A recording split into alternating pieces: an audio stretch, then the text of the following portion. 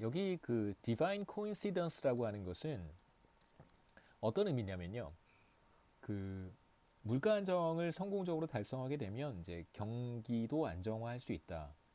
그러니까 경기 변동을 이제 최소화할 수 있다. 경기를 안정화할 수 있다라고 하는 이제 사실이고요. 물가 안정과 경기 안정을 동시에 달성할 수 있다는 것이 이제 디바인 코인시던스인데 이 뭐 이론적인 백그라운드가 굉장히 탄탄한 것입니다. 이론적인 근거고요. 그러니까 물가 안정을 달성할 수 있다면 그렇다면 경기 안정화도 달성할 수 있다. 실제로 이론적으로는 성립하지만 실제로 이제 아, 그렇지 않은 상황들이 이제 더러 나타나고 있어서 그러니까 뭐 크게 이제 염두에 두지는 않는 것 같아요. 이제는 디바인 코인시던스를 그렇게 이제 뭐 신뢰하지는 않는 것 같습니다. 그다음에 잠깐 말씀드렸듯이 한국은행에서 정책의 목적 가운데 두 번째로 제시한 것이 금융 안정인데요. 글로벌 금융위기 이후에 중앙은행의 역할 가운데 하나로 이제 거시 건전성, 이걸 우리가 매크로 프루덴셜이라고 얘기를 하는데요. 거시 건전성이 이제 그 어느 때보다도 강조되고 있습니다. 그래서 리만 브라더스 사태, 글로벌 금융위기 때 우리가 직접 목격했던 것처럼 금융기관들의 이제 과도한 위험 추구 행위, 리스크 테이킹, 그다음에 차입, 그 이후에 발생하는 이제 도덕적 해이 등의 문제가 금융위기를 초래했다는 것을 우리가 잘 알고 있습니다. 간단한 예를 들어서 말씀을 드리면 실제로 리만 브라더스라든가 아니면 이제 투자은행들, 인베스트먼트 뱅킹 같은 경우에는 예금자로 뭐 고객으로부터 예금을 받아서 우리 시중은행들이 그렇게 상업은행들이 그렇게 하고 있죠. 예금을 받아서 그 예금을 이제 투자하는 형태가 아니고요. 뭐 섀도우 뱅킹이라고 부르기도 하는데 이들 은행들의 특징은 자금력이 비교적 풍부한 금융기관으로부터 그러니까 돈을 빌리는 것입니다. 그러니까 론을 받아서요. 예를 들면 이제 보험사 같은 데가 상당한 자금력을 가지고 있겠죠. 그러니까 보험 회사들은 뭐 여러분들도 여러분 부모님 뭐 보험사에 많이 가입되어 있을 거라고 생각하는데요. 엄청난 펀드를 이제 운용할 수 있는 자금 능력이 생깁니다. 보험 가입자들이 매월 보험료를 납입을 하니까요. 그러니까 리만 브라더스와 같은 이제 투자은행들이 보험사 같은 곳으로부터 일종의 돈을 빌려서 비교적 이자율은 낮게 자금을 조달할 수 있겠죠. 자금을 조달한 다음에 그런 조달한 자금을 가지고 이제 투자를 하기 시작한 것이죠. 뭐 여러 가지 방식으로 투자를 했습니다. 대표적으로 이제 투자한 곳이 바로 MBS라고 하는 Mortgage Backed Security라고 하는 것이고요. 뭐 다른 금융기관에 투자를 하기도 하고, 근데 실제로 리만 브라더스 같은 곳에서 금융 상품을 만들기도 해요. 금융 상품을 만들어서 자기네들이 직접 뭐 펀드레이징을 하기도 합니다. 파이낸스를 하기도 합니다. 다른 금융기관들한테 이제 자신이 만든 금융 상품을 이제 판매하기도 하고요. 그런데 이제 금융 상품을 만든다라고 하는 것이 무슨 뜻인지, 보통 우리가 알고 있는 금융 상품이라고 하는 것은 시중에 존재하는 것들이잖아요. 주식이라든가 채권이라든가 어떤 파생 상품이라든가 이런 것들인데 이제 새로운 금융 상품들을 이제 개발하는 것이죠. 뭐 예를 들면 제가 우리은행에서 주택담보대출 같은 것을 받고 있습니다. 그 우리은행 같은 경우에 이제 저한테 제가 매달 그 담보대출에 대한 이자라든가 뭐 원금 일부를 좀 상환하겠죠. 그러면 우리은행은 채권을 하나 가지고 있는 거예요. 저한테 담보대출을 시행을 했고 그것에 대한 채권을 가지고 있습니다. 그 채권을 가지고 있으면 저한테 계속 이자 수입을 얻을 수 있겠죠.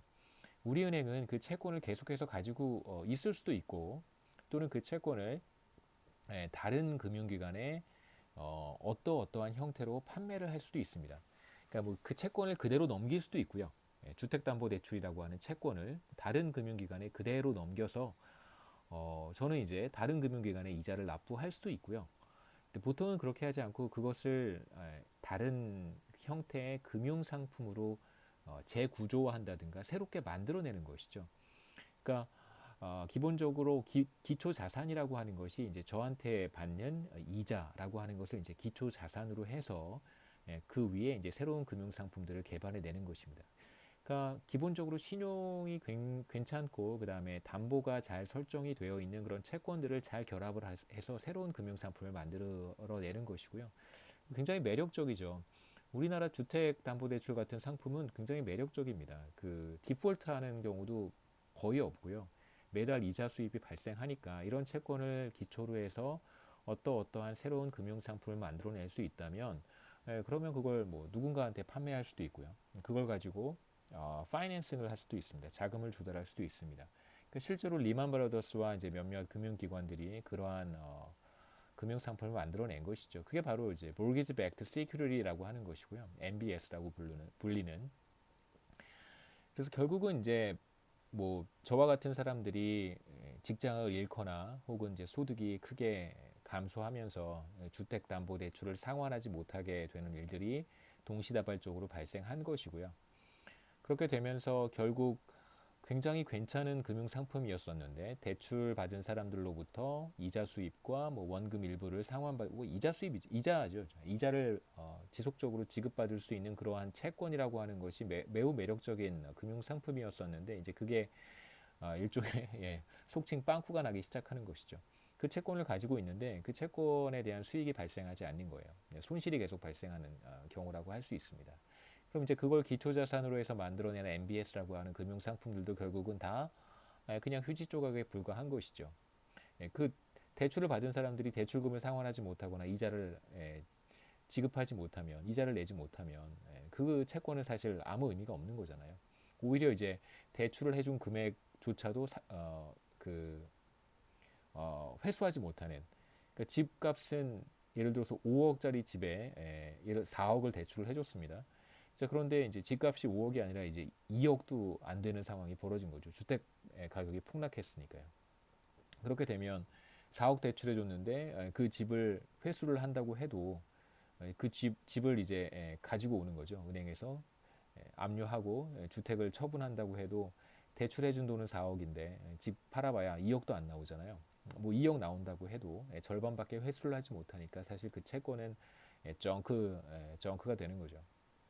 그럼 결국은 리만 브라더스나 이제 관련된 MBS에 투자한 엄청나게 많은 금융기관들이 다 그냥 그렇게 자금 조달에 어려움을 겪고 신용에 문제가 생기고 금융기관들이 동시에 다 허물어져 버린 것이죠.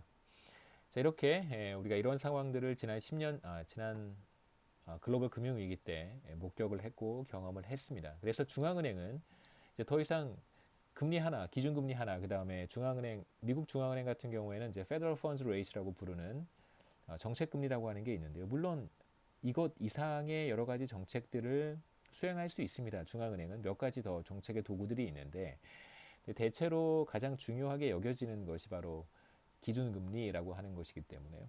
금리 하나만을 가지고 이제 정책 수단으로 사용하지 말고 금융시장에 참여하는 참가자들과 이들의 어떤 행동들도 이제 수시로 모니터링을 해야 된다라고 하는 주장이 10년 전에 제기가 되었고 그래서 이러한 목적이 한국은행 법에 그대로 반영이 되었습니다.